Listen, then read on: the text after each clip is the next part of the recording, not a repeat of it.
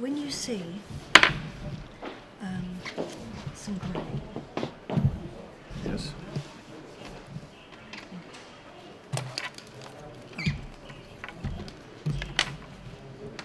Sorry. I have the gallery there. We'll have it ready.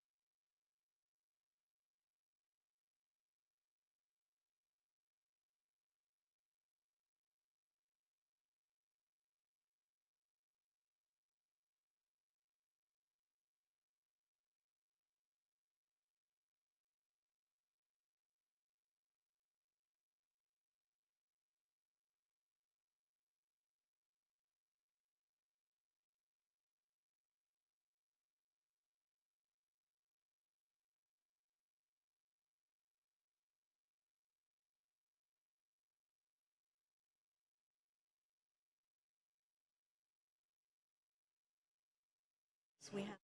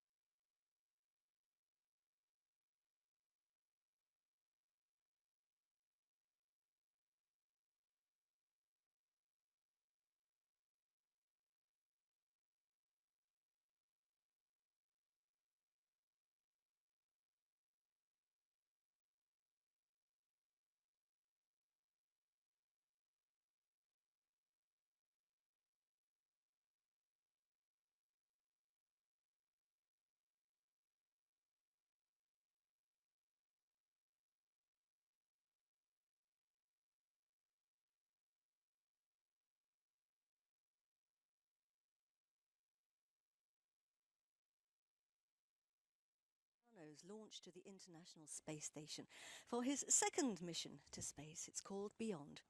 He's travelling alongside NASA astronaut Drew Morgan and Roscosmos commander Alexander Skvortsov, and they'll be joining their colleagues on the space station for Expedition 60. And it's a hot night at the Russian Cosmodrome, which we're looking at now in Baikonur in Kazakhstan, where they're waiting inside the MS-3 capsule, which is inside the top of the rocket, to start their 6-hour journey.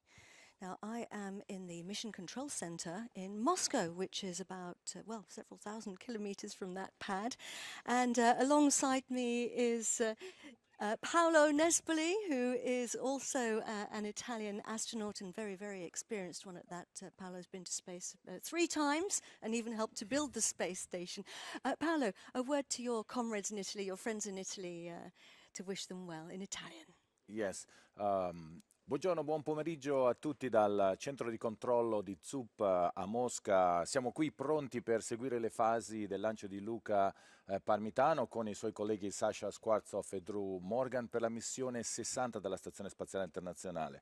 Con Katie faremo un commentario in inglese, ma parleremo anche in italiano. Seguiteci. Thanks, Paolo. And our launch, unbelievably and coincidentally, coincides with the 50th anniversary of the Apollo 11 moon landing. And that was on the 20th of July, 1969, when Neil Armstrong became the first human to step out onto the moon with those famous words.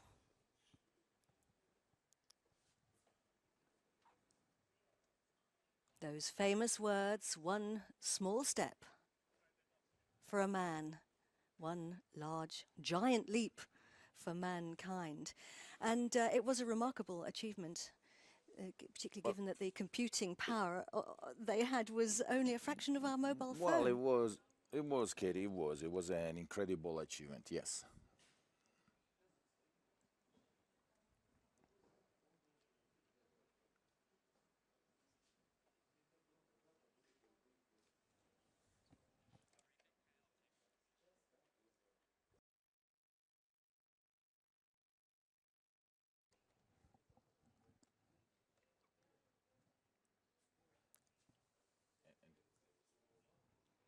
So there we have it, Mark.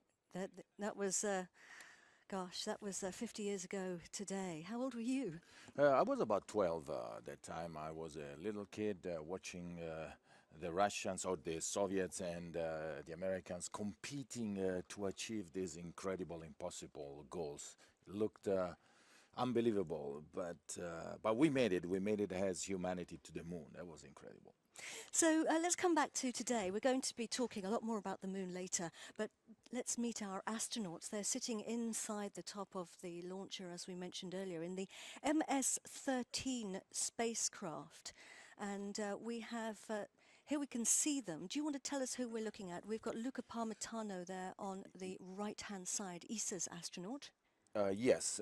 So when we talk about the crew, we always refer to the commander because that's the way they are going to be sitting on the spacecraft. And we always sit in this way. So on the left of the commander, which is on the right of the screen, there is Luca Parmitano. So the commander of the Soyuz spacecraft is Sasha Alexander Skvortsov, a veteran of spaceflight. It's always a Russian commander, the commander of the Soyuz itself. On his left, there is the prime flight engineer, the one that is able to control the spacecraft along with the commander. So together, they usually work in a team and give physical control to the spacecraft. Luke has been trained, as every flight engineer number 1, to take over in case of some kind of incapacitation of the commander and things like this. On the right, there is Drew Morgan, NASA astronaut, at his first flight. The seat on the right, we kind of jokingly call the seat of business class, because not because you're sitting kind of laying or drinking something, it's just because there is not much in front of you. So you really are following along the procedures, you're taking times, you do things like that, but you don't have a full capability of controlling the spacecraft through the onboard computer. And of course, you are actually lying back, even if you aren't drinking anything particularly nice. Well, I guess you could if there would be enough space for a drink in there. And let's very briefly meet our crew, who will also be heading into space. They're going to be meeting our 3 other astronauts who are already on board the space station. They are Alexey Ovchinin, Nick Hague and Christina Koch. Now, the crew travelled to Baikonur for their final preparations on the 4th of July, and it has been a very busy last few days. Let's see what they've been doing. So they arrived on the 4th of July. They were welcomed with a special ceremony. Yeah, this is the, there's a kind of a tradition there. The prime crew comes with a plane, the backup crew with a different plane, just to make sure that if anything happens, there is no complication there. They are met by the commander of the bases and all the big bananas, the way they call the Russians, and then immediately they are brought to a special place, which is a kind of a hotel. In fact, there's it's halfway between this. And who are those people? Those are usually local people that are just there because it's a city, it's a regular airport. So they are in the hotel, and then periodically they go to the actually launch complex. And this is their actual Soyuz so vehicle. this is what is the fit check. So this is the first thing you do. You go inside your spacecraft, you sit in there, and you make sure that everything is set the way you want it. You could ask to move a few things, put a piece of Velcro here, make sure that you can reach everything, and then you actually test your suit, because this is specially fabricated for you, made for you, this suit. So they need to make sure, again, that all the seals are properly made. They pressurize you, and they wait some minutes to make sure that the pressure holds, and then it's done. So this essentially certifies everything. And then there is a second fit check. That's the second time you go in. It's like 3 or 4 days later. So they had time to make sure that whatever you requested is available. This time you're sitting with the suit essentially in the same position, in the same way that you will be before launch or before entry. And then finally, a few hours before the launch, before putting the suit on this time and going to the pad, there is a talk to the family, to the head of Roscosmos, the head of the programs, there is everybody there. And for anyone who's unfamiliar with this kind of astronauts launch, why are they behind glass? Well, they are behind glass because at this point, already since 15 days or 10 days, they are in quarantine. So we do not want to transmit to them any virus or anything that could make them sick, or even make sick the people on top of the station. When you are in space, your system is compromised, and you really don't want to have to fight anything else more than the already situation that you find up there. This is the last day. There is this ceremony where the flags are raised. It's part of the ceremonies that are done. They do play, ping pong, and they do some activities just to, socialize, pass the time. The day is pretty much busy. Yeah. Yeah, the day is pretty much busy, and you actually go through a few hours of relaxation too, through some technical experiments and scientific experiments, but you still need to do science. This is a vestibular chair that is supposed to check your vestibular system. The Russians do this a lot. They think that you will not, will make you tolerate better when you go to space. Not quite sure about that, and it's not the best thing to do, actually. Doesn't look to very be honest. pleasant either, I have to Yes. say. So the day before, the rocket is actually brought to the launch pad. The prime crew is not there. Usually only the backup crew goes and sees this with the family member, by the way. It's a good thing to see this rocket that passes by on the strain and then is lifted down into the trench where it will be sitting for the next couple of days. It will be fueled, and then it will be ready to go. And it goes out on special rails, and we can see there's a really good shot there of the gantry. Yes, exactly. Service towers, which. Yes, so when the train gets there, the rocket is prepared, and then it has this incredible lift that actually will lift up the rocket and put it down. As a backup crew, they allow actually to go all the way under the trench, and you see the rocket coming on your head. It's pretty impressive, pretty spectacular. This is also a ceremony that is done the night before with all the family members. It's what is called the State Commission. Essentially, it's a kind of a formal way for everybody, every manager, every responsible for any piece of equipment to make sure that give the status of the equipment, then let the crew talk. So, and essentially, waving. yeah, this is Luca standing up when they introduce the crew, and eventually it's a kind of a press conference with all the family members. Everybody start talking, then they come close. We kind of play, take pictures, say hello. It's a very interesting moment. It's actually even a touching moment. I remember my kids coming and put their hands on the glass, and on the other side I was trying to touch their hands, so it's pretty interesting. That would be difficult for them. I guess they miss you. Right, we are 46 minutes and exactly 46 minutes to launch now of the second batch of Expedition 60 to the International Space Station. We can see our astronauts inside the capsule there. It's incredibly cramped. Actually, this is interesting. We should probably look at this image.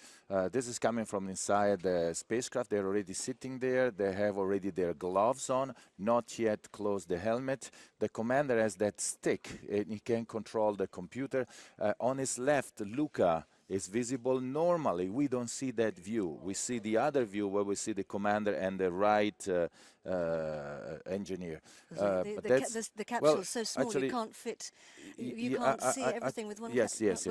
Actually, normally that's the view we see. Actually, we see the commander and Luca, because are the two that are controlling the spacecraft. The business class guy sitting on the right, Drew, is usually not in view.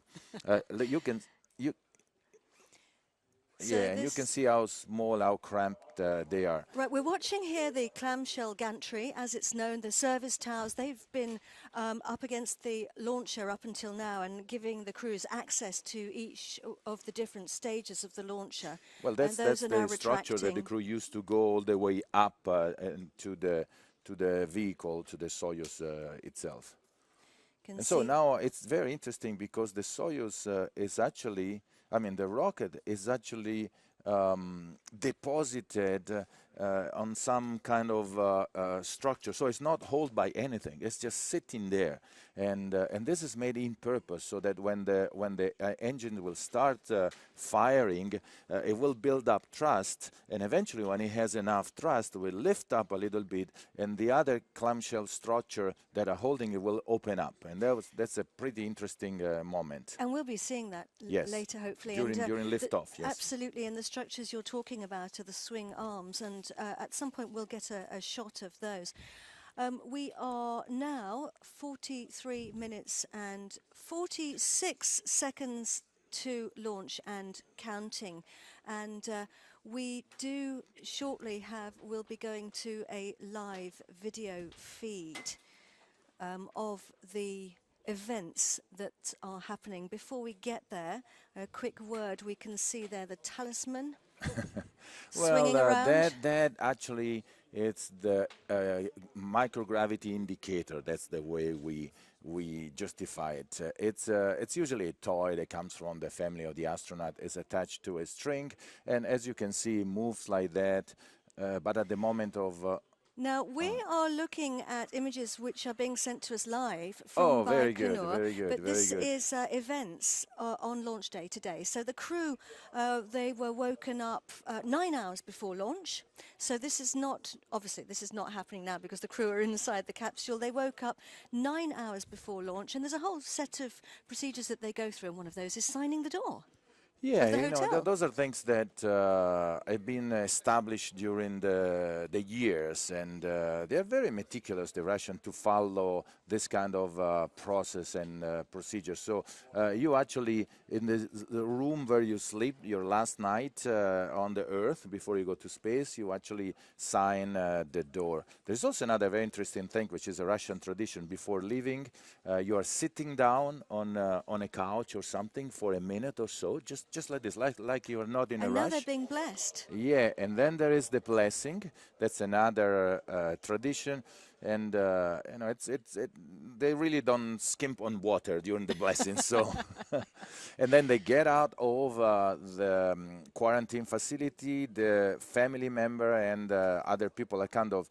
kept on the side of the road. They can wave, they can say hello, but you cannot touch anybody, you cannot get close to anybody at this point, and you're just going through these wings of people that are just Waving cheering, and cheering. yeah, let's go, let's go, let's go. It It's must very feel nice. very exciting. Yes, and then you go on a bus. There are two buses there, one for the prime crew and one for the backup crew. You know, theoretically, the backup crew could still take over from the prime crew at this point. It will never happen, but theoretically, that's a possibility. And they look very relaxed there, don't they? Well, they are very relaxed. They already have under this white combination. This is a special undergarment that will go inside the suit. So when they go to the launch, I mean to putting on the suit, they just have to remove their flight suit and go. This is okay. That's very good.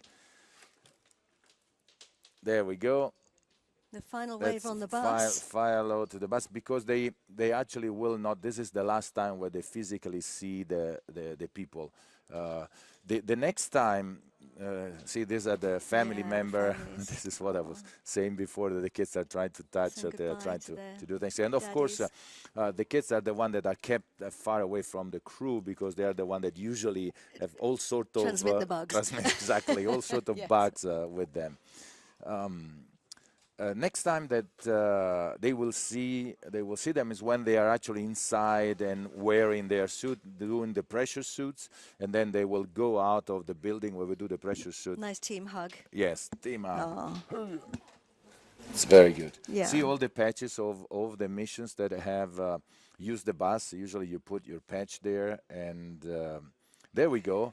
Now they are inside the building to check again their suit, make sure that it's zipped up, closed, and zipped up properly. The suit, it's essential in case of depressurization of the capsule. They See, have a very clever system, don't the they? Russians are of pretty interesting. You know, the first time you closing the see this, suit. you're thinking like, "Are we sure it's going to work?" But in fact, it's a very clever, simple system, and it actually works. So it's impressive. And this is to stop leaks. Well, that system is so that you can get in the suit. So you get in from the belly in a certain. It's a little bit a birth backward. So you go in the belly. You put in your spacesuit like this, and then you close it. You make the ceiling that way, and then you zip up the front part. So at this point, it's see the Drew Morgan there is actually the technician is actually closing the suit. You do it yourself when you are in space. Is that awkward? Is that tricky when you're in space trying to do this? No, because you're floating around, and it's not. We do it dozens of times, or more than dozens of times when on the ground, so we are used to it. It's just that in Baikonur we have the real technicians, and they like to do it perfectly, but we are able to do it, and it's not that tricky. It's actually, as you mentioned, it's a very clever way to build a suit that is Look, light. we're getting a good view here of them actually folding it. Yes, they fold it, and they have two rubbers there, two rubber band that actually close in that way. And it might happen that the rubber band snaps, and they have a backup. Of course, you have a backup, so you can change the rubber band. And of course, they can't sit up straight, can they? Because the suits are built to enable you to sit you in know the this in one. the Yeah, I in the forgot about this one. Yes, the suits are actually made so that you can curl up and fit into the seat, which is a kind of a bathtub, little bathtub, and you have to lay in there. And if it would not be made in that way, it will not allow you to stretch and take your legs up. In fact, in front, let's see if they show again. who are the children? Well, the They'll be children children of of the family. cosmos. There is a let's see if they see. There is a little we call it the tail, which you hook up. Let's see at the bottom. Okay, that you take from the back of the suit, you hook up in front, and you pull it so that it makes you like an egg in a certain way. It really closes you up like a shell, and that allows you to be sitting in a kind of a semi-comfortable way. Let's look at that. It's less painful than what it could be if you would not be wearing that suit. There you can see there the Another position interesting thing is that do you see what they have on top of the legs? on their Because knees. the legs, on the knees have to be held in position because during launch the legs would shake, and if they are not held in position, that's exactly those. So they're Those are strapped. pulled and tight so that the leg cannot move and they cannot bang into each together and other. hurt each other. The wall of the spacecraft is very close, and on one of the sides you actually have the manual control of the spacecraft, and you really want to stay away from those things because you could actually inadvertently hit them and start, moving the spacecraft around. So you cannot have rogue knees accidentally banging bits of Well, spacecraft. it's better not to. Yes. Better not to. It's a very interesting suit. It has everything in there. It's very light, different than the American suit. There are two pieces. The helmet is detachable. It's much more complicated. The American spacesuit. It's more comfortable, but all things considered, this does the job and does it very well.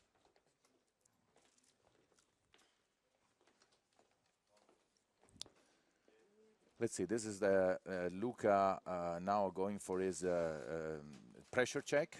And of course, this is Drew's first time in space, Luca's Drew is second time. Yeah, Drew is the first time, so what he's doing here is talking to his family member. This is a little Drew bit Morgan. of time that they live for. It's actually the last time they can physically face-to-face talk to them. And it's an interesting moment. It's time usually to joke and do a few things. It's a very interesting, touchy moment, actually. LP, Luca Parmitano. See on the gloves, it says LP in Russian, so you don't mess up the glove, because also the gloves are made to your size. So you should use your stuff and not somebody else's stuff. Yeah. Very good. He's talking to his family and his friends, and actually, they did something very clever that we did not do. They removed their headset, because at this point you already have your headset on, your comm cap, and that does not allow you to hear anything. So the people are trying to talk to you, and you're like, on top of that, you start sweating inside that suit. So there is a fan. You have a little kind of luggage, little thing that you carry around with a fan there that pumps air into the suit, so it removes a little bit of sweat that you might build in, and that makes noise. And you're trying to listen, and you cannot. Is Lucas showing them his boot, his space boot? Boot? I saw a boot on the table. Oh, on the table. Okay, I'm sorry. I was looking at something else. It must be that's very the Russian. moving. Those are the Russians. Oh, those are the Roscosmos, the Energia bosses. They are usually reporting on the space station. The last one on the right is the head of U.S. space station. And see the comm cap, they've removed that black thing in front of them. Usually you have it on and you cannot hear anything. So smart move. And that was Alexander in the middle. Yeah, and I can see, there are the representatives of the various space agencies.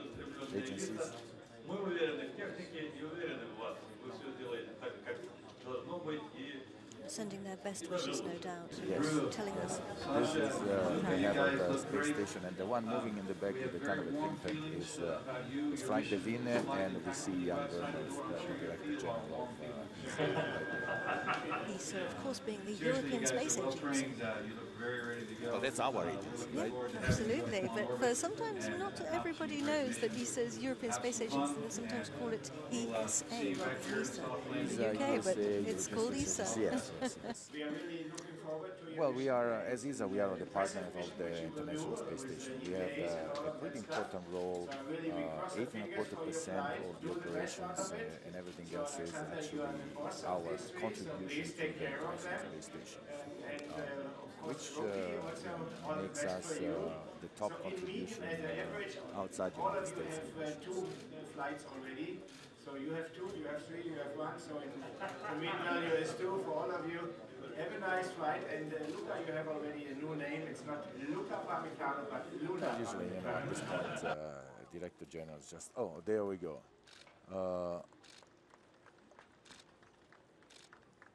There they are. So they have already completed their suit up and their leak check, and now this is a formal walk that they do. They go to the commander brings the crew to the head of the base, the Baikonur base, and it will simply say something like crew expedition 60 ready to go, and the commander said, all right, you are go. And that's the moment where probably, if you have a second thought, that's the moment to say something, even though I don't think anybody says anything. Ready to go, we roll, we say hello to everybody at the last moment, wave to the crowd, on the bus, and go. This is where we go. That's very nice, very good. Perfect. What does this feel like? I mean, it must be, is it nerve-wracking in some way? Do people feel nervous? I get this question all the time, and I think it's different for everybody, but when I talk to other people, other colleagues, they always say the same thing that I felt, which is a moment of liberation. So enough with training, enough with planning, enough with anything. It could happen that something happened at that moment and you don't fly anymore, and you're like, okay, I want to go. I actually really feel more or less the same thing that Yuri Gagarin did at this place when they asked him, so what should we do? And he said, "Поехали, let's go. Finally, let's go." And actually, I feel like this, let's go. There is a very interesting tradition here too. Every crew member is escorted by some of the bosses, and the head of the base gives them a kick. Let's see if you see a kick on the butt to throw them on the ramp or the rocket. That's a tradition, is it? Interesting. It's kind of surprised me. I mean, I'm just about to go, and I hear this kick in the back, and they don't tell you exactly everything. Let's see. There we go. Ready to go. They're covering. Kick. See? That's interesting. Luca, as a flight engineer one, is the first one to go there because he goes on the back, and then usually there is the commander, and then finally, second is flight engineer two, and then the commander. Because that will be the order they will use to actually fit inside the spacecraft. There is not enough space in there to move around, so you have to rigidly go through this way, and there is nothing else you can do. That final wave, the famous photo call, if you like, the famous shot that we see always of the astronauts standing on the steps. Yeah, then from there you go on top of this very cramped little elevator. And of course this is when the service tower was still in place. Yes. This was about an hour and a half ago, or something, 2 hours ago. there are a few technicians up there. At this moment, the rocket is already fueled up, and in fact, it's an interesting thing that the outside of the rocket becomes white, and we kind of joke that the backup crew has painted the rocket. That actually means that the rocket has been fueled, and the fuel is being at lower temperature. It will condense. It will make condensation around some kind of ice, and it will looks like it's painting. So here we are, 27 minutes and 56 seconds now to the launch of those astronauts to the International Space Station. So we've been looking there at events over the past few hours since they got up this morning. So let's get back now to live pictures from today. And we can see the launch vehicle on the pad, the Soyuz launcher, the same, well, a version of the one that took Gagarin into space. We've got the big lights there on the launch pad. Actually, it's pretty interesting, yes, Katie, that you said that, because the actually launcher itself, the booster, I mean, the rocket itself is a very close derivation of the R7, which is the original rocket that the Russians used to launch almost every spacecraft since the beginning. If the launch pad is actually it should be the same one from when they launched Yuri Gagarin. That's also a very interesting thing. And this is a really good shot. What we call this the fairing. It's the top of the launch vehicle, which is encapsulating the capsule with the astronauts inside. And so they are actually inside there at the moment. Yes, they are inside there, and you can see the top. You see that little pinnacle up there with those black things, and that is the part of the escape tower. Is something that there we go.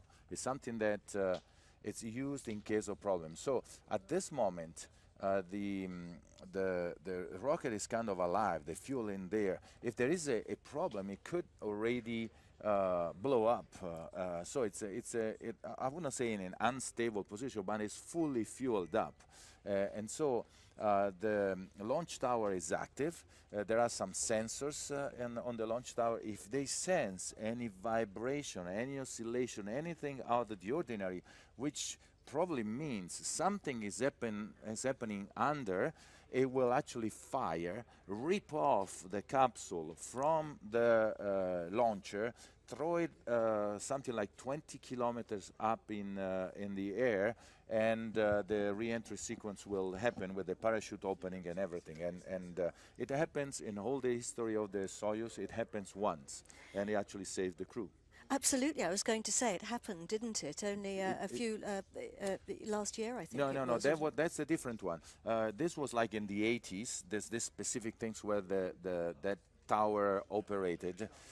See the tower there in the middle. Those are kind of darker things. Those are the nozzles of the rockets that will fire. What happened a year ago? It happened at a certain point when the firing were already jettisoned, because above a certain height you don't really need this system. The capsule is already able to enter without any need, and this is actually what happened. So they re-enter in that way. And we're going to see some images of that shortly, and we'll talk people Very through good. that when we see those pictures. But let's just turn our attention now to Luca and his mission. Luca was born in Italy in 1976.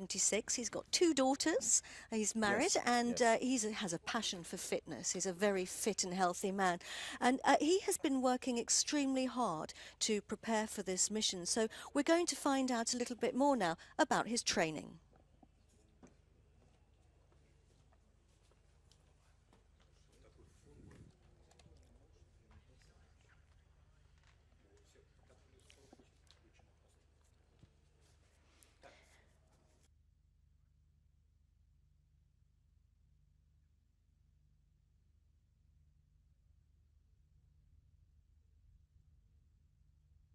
A simulated Soyuz capsule. The aim of today's exercise is to keep the spacecraft under control during several different re-entry scenarios. As a former test pilot, this is exactly the kind of training that Luca enjoys. Personally, I find it challenging but fun at the same time. It's like a roller coaster where you are controlling the roller coaster yourself, and it's also challenging because it's like throwing a dart several miles away and trying to hit the spot in the center. And so for a pilot, that's obviously something that I can enjoy. Launch day for his second mission is fast approaching, and training is becoming more intense. Soyuz commander Alexander Skvortsov will pilot the spacecraft to the ISS, and as flight engineer, Luca has to be ready to take the controls if needed. Before flying to the International Space Station, they both need to pass Soyuz qualification exams. The instructors can provide us with a very realistic environment to perform our actions during a nominal simulation or emergency situations. Both of us train in all the roles, because the role of the pilot is in general to be the system expert, but I also have to be able to take over the commander should something happen. We always have to be able to come back safely. With safety the #1 priority on board the International Space Station, many training sessions are geared towards what to do in the case of an emergency. Star City houses a replica of the Russian segment of the station, in which the crew practice routine operations and learn how to react effectively should something go wrong. My crew and I will be performing daily activities, daily tasks, but then we will incur into one of 3 emergency situations. It could be a depressurization case where something hits the space station and we start losing atmosphere. It could be a fire, or it could be an alarm of toxic atmosphere where on the American side of the space station we have an infiltration of ammonia, very, very dangerous gas, very poisonous, and we have to react very quickly to save ourselves and the space station. In addition to training at Star City, Luca Parmitano has spent time in Europe and the USA preparing for the upcoming mission. At the European Astronaut Centre in Cologne, he's been trained to carry out scientific experiments which will have important implications for both future space flights and life on Earth. And at NASA's Johnson Space Center, he's spent many hours in the neutral buoyancy pool, rehearsing for space flights to repair the alpha magnetic spectrometer. In the spirit of science and discovery, Luca's mission has been named Beyond and coincides with the 50th anniversary of the first moon landing. When NASA went to the moon 50 years ago, it was a giant leap. What we're doing with the space station, I think, is more paving a way, building a bridge towards the future exploration, so that now we can do it with more knowledge, more understanding. We can do it in a safer way. We can do in a way that's going to stay longer through our knowledge that we've acquired in the 20 years of exploration on the space station. For Luca Parmitano, another long-duration mission will be a chance to build upon the skills he's already learned in orbit, allowing ESA to advance its human spaceflight program and increase our understanding of the cosmos.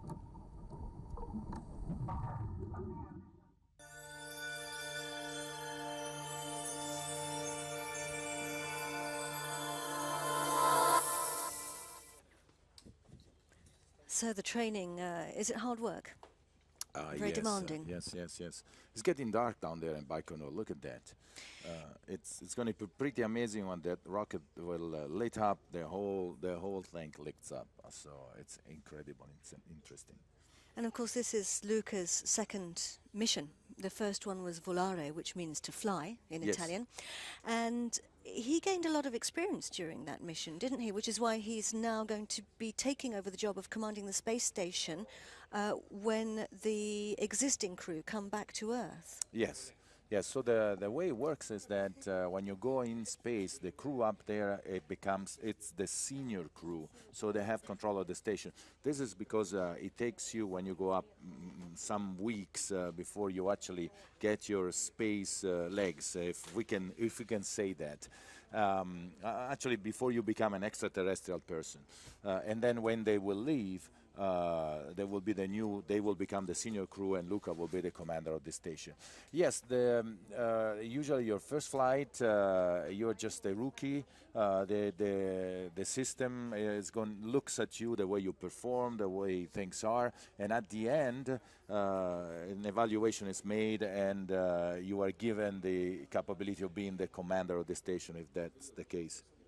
So we've been looking at the training, and let's take a look now at Luca's mission. It's called Beyond, and he's going to be very, very busy. Let's see what his Beyond mission is going to involve.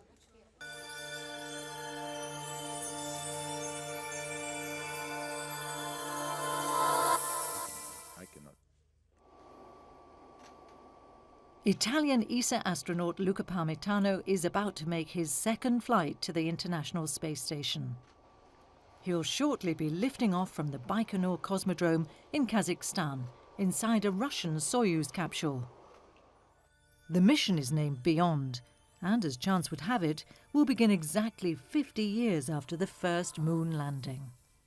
I doubt our Russian colleagues were looking at the calendar when they picked the 20th of July for our launch. Just alignment of the space station and launch site coincide with the best time for us to launch and rejoin in just 4 orbits. It's a very nice coincidence, and probably the best way to celebrate the moon landing is with my own launch inside a Soyuz. Luca has been through many months of training with the space station's international partners to prepare for the mission. Although he's considered a spaceflight veteran and will become the 3rd ever European Space Station commander in October, there have been many changes in orbit since his last flight, and a multitude of new skills to learn. People might think that because it's my second flight, things are just the same, but as a matter of fact, it couldn't be more far from the truth. Nothing of what had become my daily life in 2013 doing a mission Volare is available now. So to me, it's a completely new mission where the science is different, the tasks are going to be completely different. During his first mission, Luca undertook 2 spacewalks, or EVAs. The first one was completed successfully, with Luca and NASA's Chris Cassidy installing power cables, retrieving research samples, and carrying out several maintenance tasks.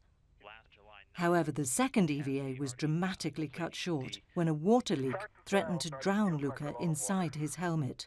I can feel it in the back of my head. He managed to reach the safety of the ISS airlock unharmed.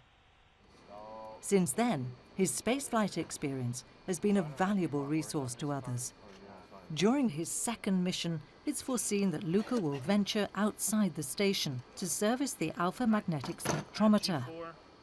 This instrument, which is a particle physics experiment module, was never designed to be repaired in orbit.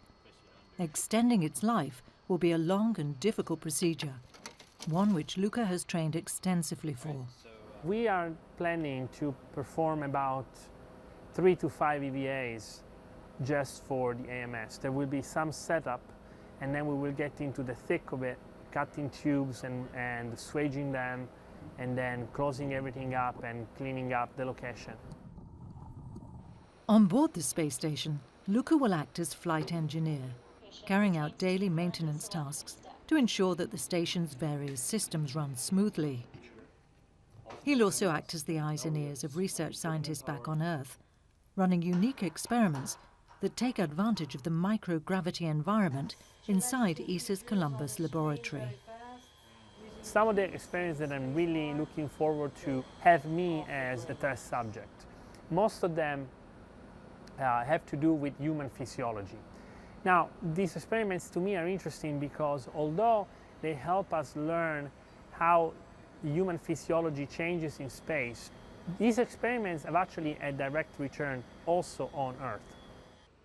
When Luca returns to Earth in early 2020, he will have spent a year of his life in orbit over the course of 2 missions. As well as ensuring the continued operation of the space station, he'll have made a considerable contribution to ESA's experience of human spaceflight. Ultimately, long-duration missions such as this one will allow Europe's space industry to build upon the legacy of Apollo, working with international partners to return to the moon and beyond.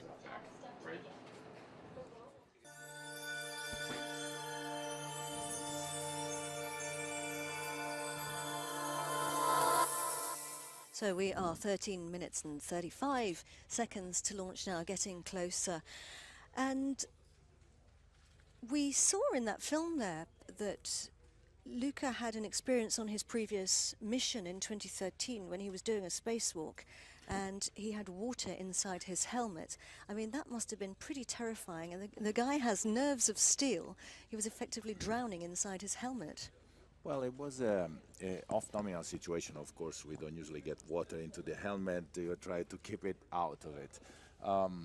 But there was a malfunctioning on the suit, a pretty weird malfunctioning, and the cooling water starting getting into his helmet. Yes, it was a pretty hairy situation. You don't have much space there, and it's not like that, like on the ground here, the water will fall down. It actually comes up and sticks to your face, and you can literally drown on a glass of water because it's simply there where you breathe. On top of that, it can cover your eyes, then you don't see anything anymore, and it can go into the comm cap, and in fact it did, and it shorted out the communication, so it could not hear anymore. So you're completely cut off from the rest of the space. Well, I cannot say rest of the world, but rest of the space. And in fact, they both, him and the other astronaut that was up there, they reacted in a very well way, and they immediately proceed to abort the spacewalk and re-enter and repressurize in the quickest time possible. And I guess you just have to stay incredibly calm in situations like that, because well, yes, I think you know, I heard Luca talking about it. You know, it's not that you can do much. I mean, if you panic, you make the situation work. And I think Luca has very good experience in strange situation. He is a military pilot. He had a problem with a plane once, a serious one, and it also in that situation he reacted in a very good way, bringing back the crippled plane to Earth or to the ground.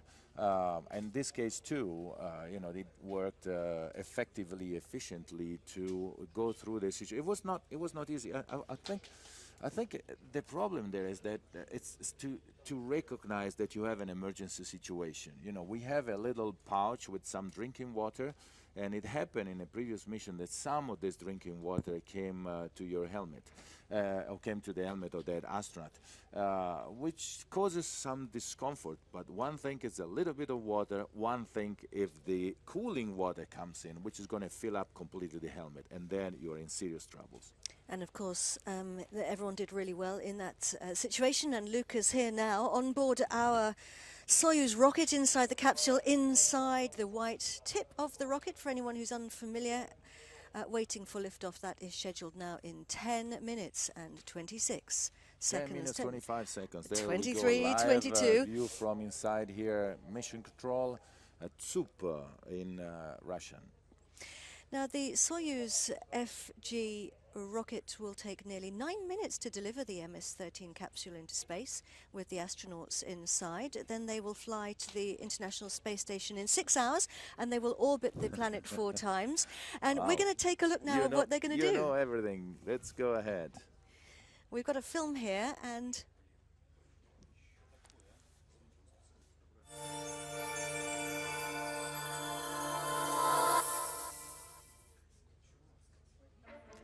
here we go. So we can see that the base in Baikonur, which is in Kazakhstan, is in the steppes of Kazakhstan. And as we fly in, we can see how big it is. Well, it's a pretty big place, and it's a kind of desolated place. So if anything would happen, nothing much is put in danger there. There is an evacuation area that is about 4 kilometers around the launch pad. And here you can see the Soyuz FG vehicle on the pad, and this is it. It's made of 4 boosters, and the first stage.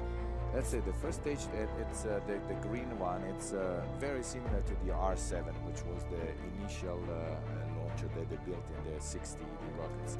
Now the top is the Soyuz. That's also it's a modification of the Soyuz. In case of problems, the part of the escape system. Escape system will activate and actually lift out, rip off the Soyuz SI, is called the descent module, and it will throw it up about 20 kilometers, and it will save the crew. Now these are the swing arms we're looking at here that you were telling us about earlier. We can see the gantry has been removed. That's the gantry, yes. And those arms right at the bottom of the launcher, there's four of them. When it starts, the rocket starts and it's lift on, then those swings up will swing away. And the rocket is just put there on top. It's not bolted to anything. Suspended over the flame when trench. it will have enough thrust, it will actually lift up and go. It's interesting that it will go essentially straight up for the first 20 kilometers, because it needs to go through the densest part of the atmosphere as fast as possible, because you are losing a lot of energy through friction of the atmosphere. But then it will actually turn, because it needs to achieve orbital velocity, which is about 28,000 kilometers per hour. At a certain point, first stage will finish. There will be a moment. There will be this moment where you see the first stage goes. The top, the escape system is already separated. It's not needed anymore at this time. There is not enough atmosphere. And now we can see the Soyuz capsule for the first time, and that's where the astronauts are inside. Exactly. You see the Soyuz capsule, which is actually composed of three parts.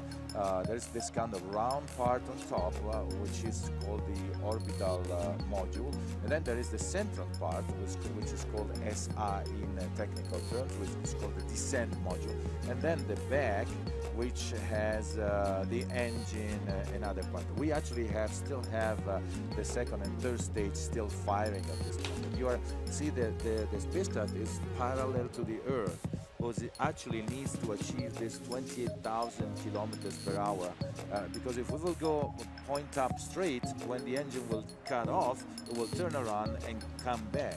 And now the engine's cutting out on the third stage, and the third stage tank is being ejected and jettisoned, because of course as each stage burns its propellant, we can lose it because this is orbit. This is actually what happens exactly at the beginning. See, the antenna have deployed. This is one of the signals that they need to look inside the spacecraft, making sure that the system have activated. It's one of the confirmation that you have a good orbital, you have reached orbit in a good way.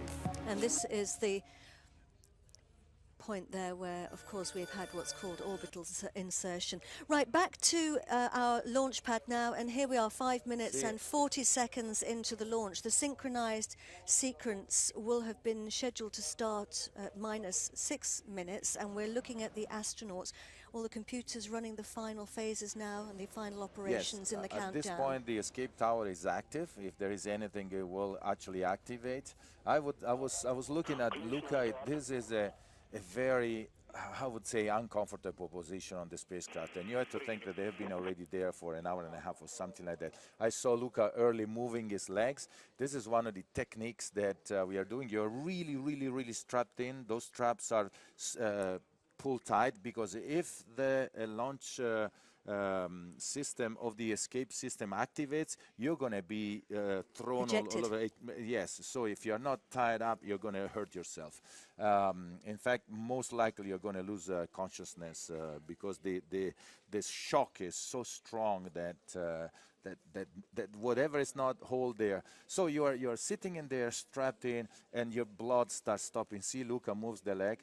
This is a way to shift the body weight a little bit left, a little bit right, move a little bit here, a little bit there, and you let the blood flow, because see, the suit is actually cutting in the back of the knee the flow of blood to your legs. It sounds incredibly uncomfortable. It's really uncomfortable. It's really uncomfortable. See, Luca keeps shifting. It's like the central seat of the commander. You saw the commander first of all, the commander is a little bit smaller than Luca, and second, that seat is actually bigger. Don't say it. But there is more space on that seat because it's in the center of the spacecraft. The two seats on the side are kind of squished against the wall, and they are very cramped, very, very, very cramped.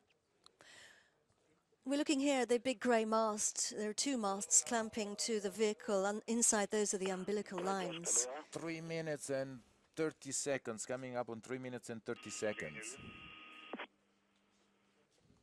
Just a quick reminder of some of the things to look out for before launch. You will see those umbilical masts pulling away about 30-35 seconds before launch.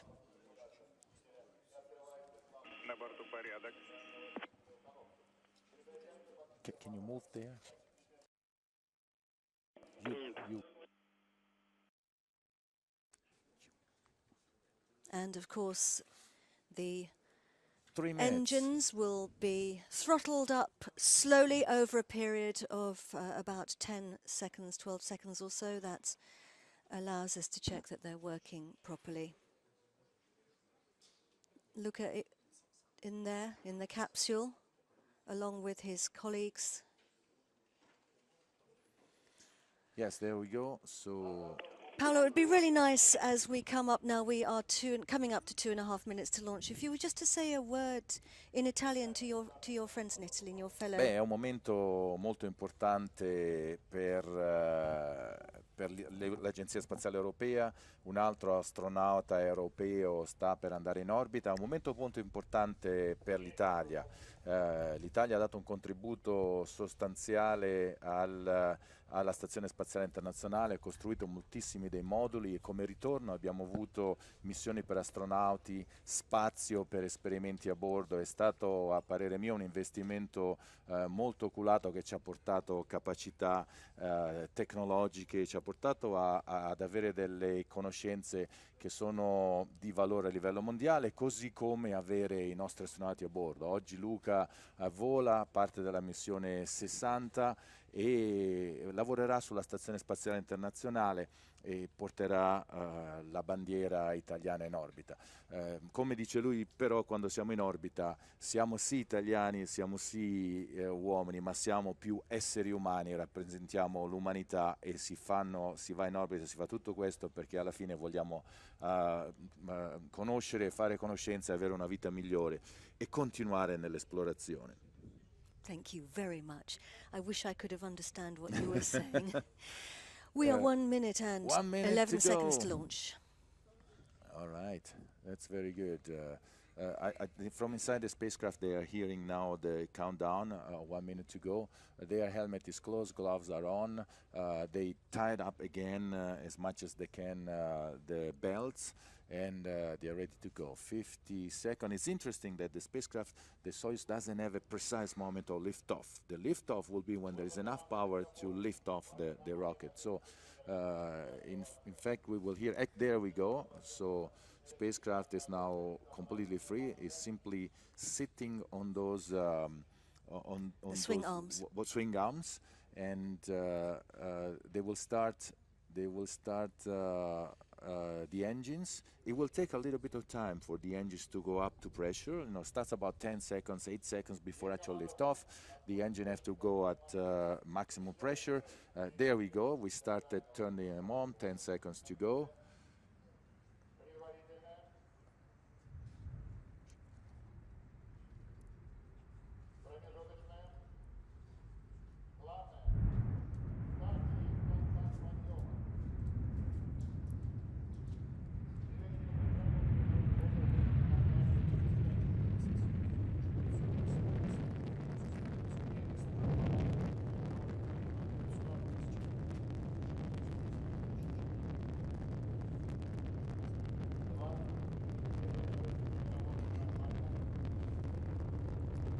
We have liftoff. We have liftoff. Luca Parmitano, Alexander we can hear here Skvortsov. from the mission control that everything is going nominal so far, as expected.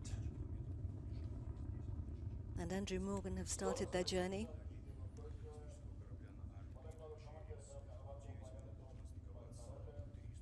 They're in the Soyuz MS-13 capsule, riding aloft the Soyuz 59S rocket. We have can a see view them. from inside the spacecraft. We see a little bit of shaking, and this is pretty normal. Everything, it looks fine. Here from Mission Control, we are hearing that the rocket is performing nominally. So far, so good. We expect nothing else, by the way, from this guy and from the system. This is great shots here. Of course, we've got clear skies because it's very hot in Baikonur. It's been about 40 degrees today. And we're looking here at the 4 boosters. The boosters are doing all the work right now. Their job is to get us away from the gravity of our Earth. We are coming up around 100 seconds, around between 110 and 114 seconds. The escape system will be jettisoned because at this point we don't need it anymore. We are already at about 40 kilometers up in the air. We hear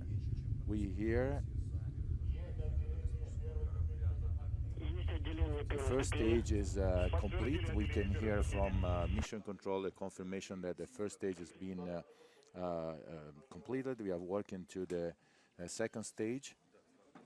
At around 158 seconds, we are now 140 seconds, there will be the jettison of the fairing. We are coming up on that.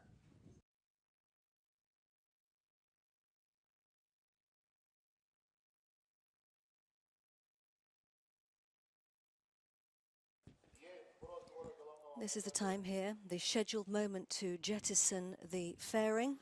Very good. So it's been protecting the astronauts in the capsule during the rigors of the launch, and we've got cameras on board here.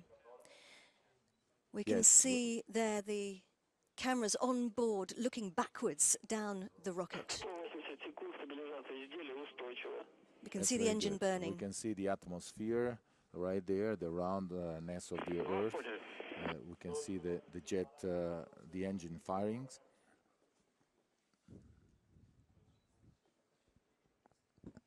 So our altitude, roughly about coming up to the 100-kilometer mark, I'm imagining, which is what we often call the Kármán line, the border with space, because once we've been able to lose this fairing, that's because we no longer have friction to cause problems and heat up the outside of the vehicle. Yes, we are about 80 kilometers more or less, and speed is building up from inside the capsule. At this point, you can really feel the rocket pushing. It's going to squeeze you in. You are about 3-4 Gs inside the spacecraft. We are coming up in about 20-30 seconds to second stage.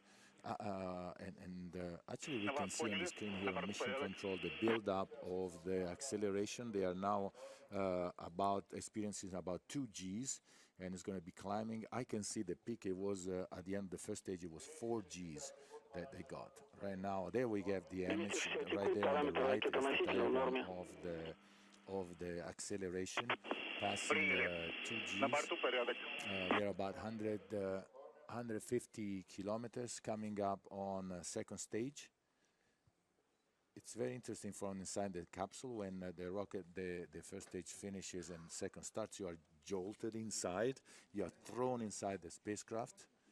You can actually feel the stage being jettisoned. You feel the one turning off and the other one turning on, and there we go. We see the jettison. Very good. And Soyuz uses a hot stage technique. It switches on the engine of the third stage before switching off the engine and jettisoning the second stage.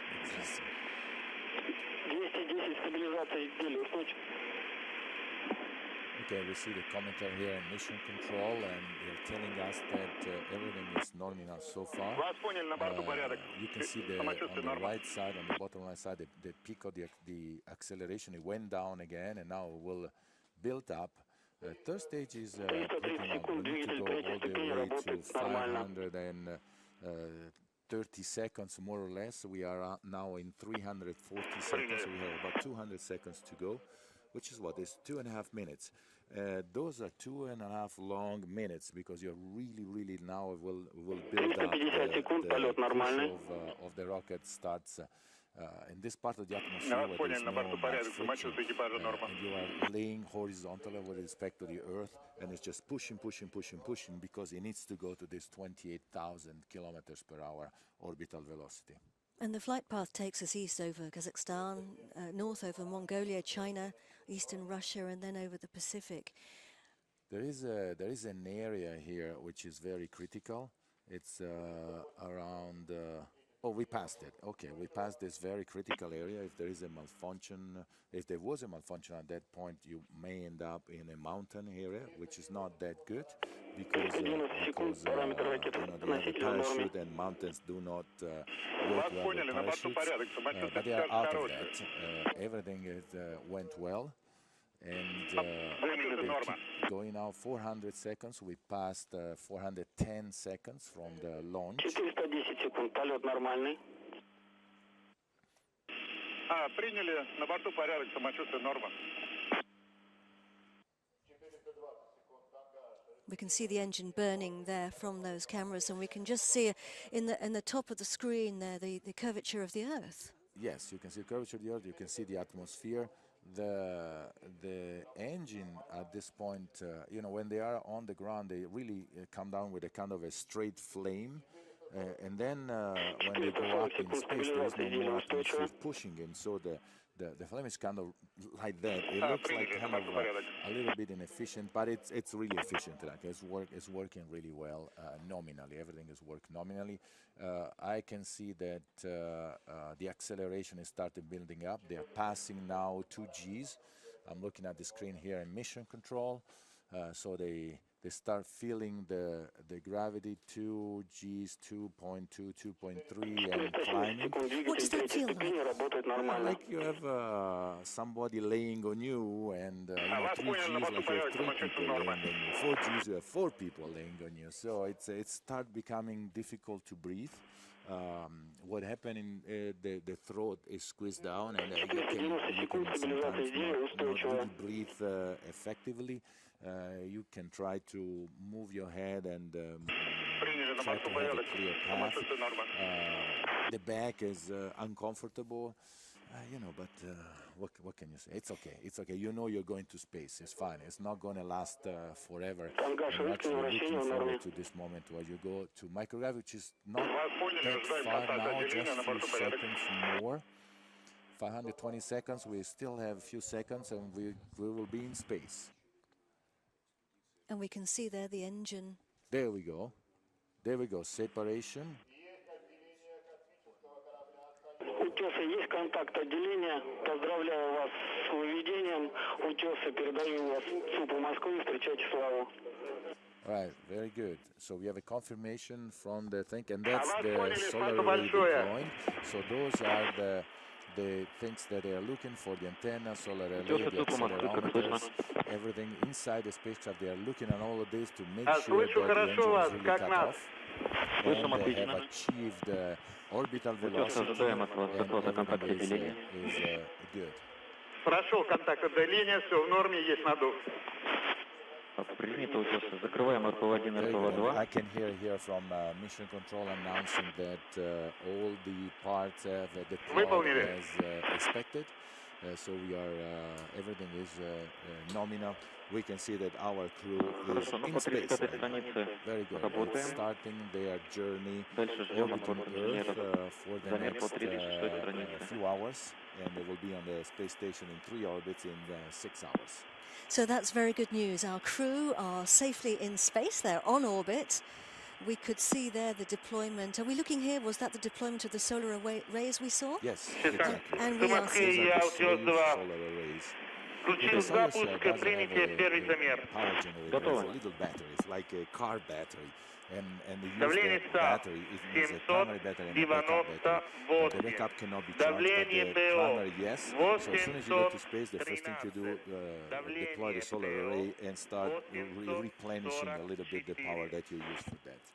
So the astronauts are now on their orbit, and it's going to take them about, well, just under 6 hours from now to get to the International Space Station. And when they get there, they will be docking.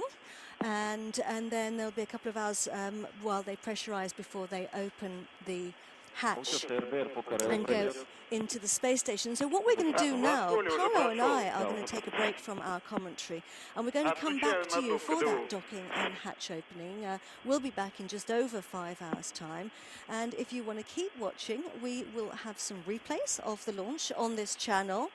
And we'll also be hoping to get some reactions from the directors and program managers at the launch complex in Baikonur. Before we go, Paolo, give us some congratulations. Congratulations to your teammates.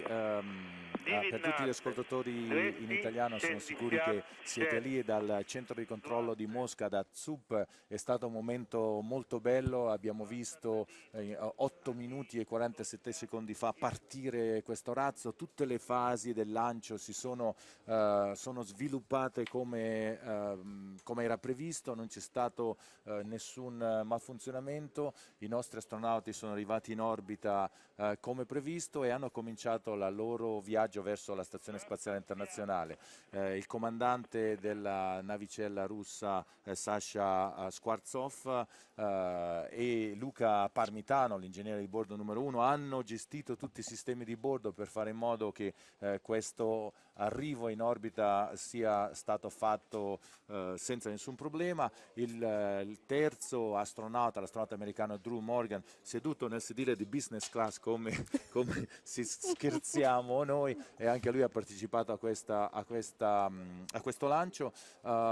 Niente, è partita un'altra missione, la spedizione numero 60 sulla Stazione Spaziale Internazionale, un altro astronauta italiano, un altro astronauta dell'Agenzia Spaziale Europea. Continuiamo con la nostra cooperazione internazionale e andiamo avanti per migliorare la vita sulla Terra e prepararci per andare sempre più lontano. Absolutely, and thank you very much indeed for that, Paolo. We have another European Space Agency astronaut on his way. Here we go. On his way. And we are going to wish the crew now a safe and pleasant flight. Just want to let you know quickly that you can keep watching on the ESA website, www.esa.int, and also the Human Spaceflight Twitter feed at ESA Spaceflight, and you can follow Luca using at @astro_Luca, and that's LUCA. Yes, I doubt he can tweet right now, but he will be tweeting as soon as he gets to space. I know Luca he likes to keep us up posted on what is going, and it's very interesting actually. It's part of the activity that we are doing. We go in space, but we like to bring people with us, and that's very nice. And actually tweeting back, because in space you actually read the tweets, and it's very nice to hear people that are actually listening to you and reading what you're tweeting. Oh, that's nice. So don't forget to tweet, folks. We are going to wish the crew a safe and pleasant space flight to the International Space Station now over the next 5.5 hours or so. We're going to be back here at 10 o'clock at night GMT. That's about 1 o'clock in Moscow. And for now, we'll be signing off. See you later. Very good. Ciao, ciao, ciao. Buon viaggio, ragazzi. Ci vediamo in orbita.